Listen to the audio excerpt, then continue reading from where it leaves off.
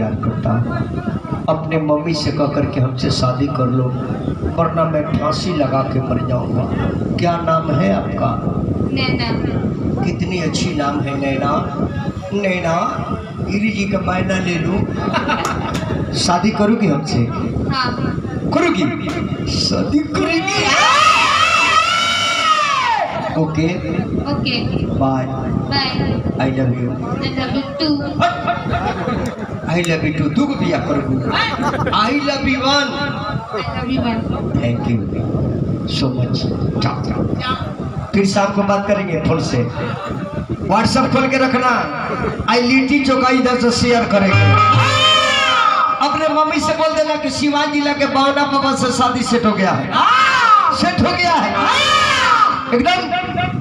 बेटाढ़ी सब जला वो पर उजर उजर क्या जमेला टोका।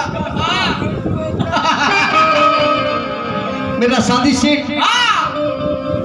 पूरा ये श्रीकांत बागरा कलेक्शन से निवेदन है, मेरे शादी में सब कोई चलेंगे और शादी का खर्चा ही चलाएंगे। ऑपरेटर भाई आपका सटा बुक, बड़का भैया तारा गुरहाते चलेगा बाहर। मेरा शादी सेट हो गया है। नैना से शादी सेट हो गया है। सबको मैं काट दे रहा हूँ, सबको काट दे रहा हूँ। मेरा शादी सेट। मैं तो दीवाना दीवाना दीवाना, मैं तो दीवाना दीवाना दीवाना। चलो संजय दीवाना दीवाना, मैं तो दीवाना दीवाना दीवाना। अरे हम श्रीकांत बागरा में नेता पटेल में तू के से आ गई रुआ तरुका ही दादा का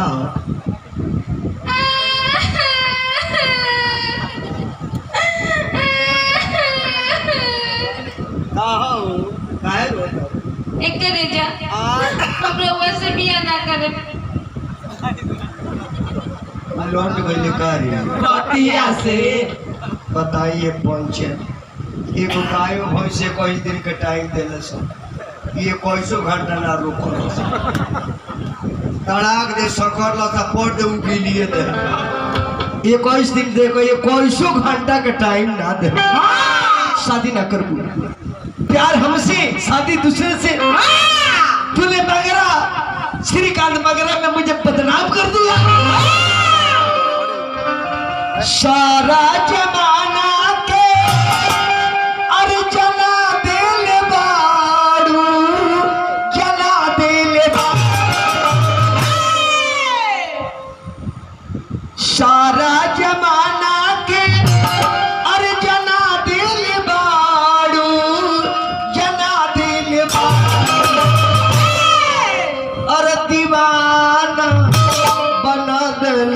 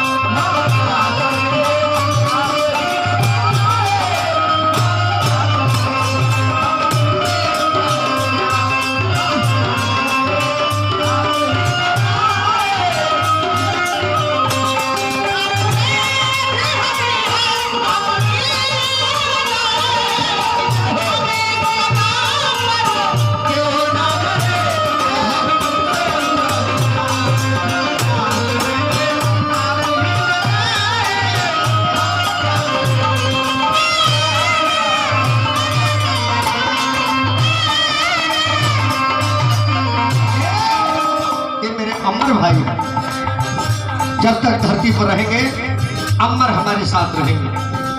सुगनी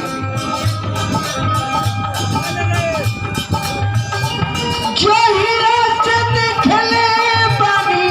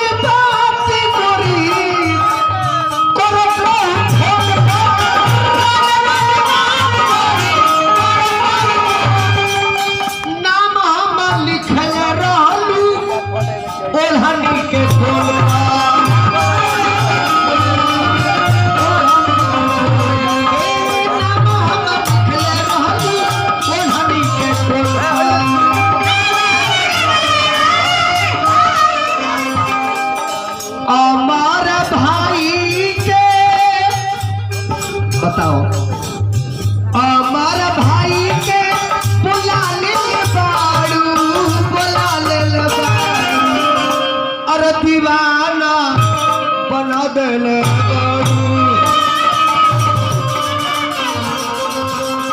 ठीक पड़ी गया लिरिक्स में दे पूरा कह दिया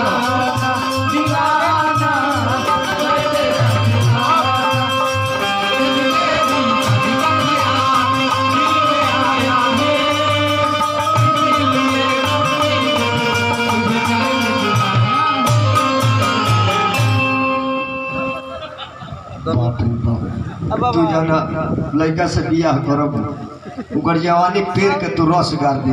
साउंड के नाम बोल दिया चोइता साउंड के नाम सुजीत साउंड, मिलने का पता तरवारा बाजार सुधी साउंड तरवारा बाजार के माध्यम से कुछ भैया का हार्दिक अभिनंदन बा। बहुत समय उन्हें से सुने चोइता कहत लीलो चोइता अच्छा एक लाइन की चोइता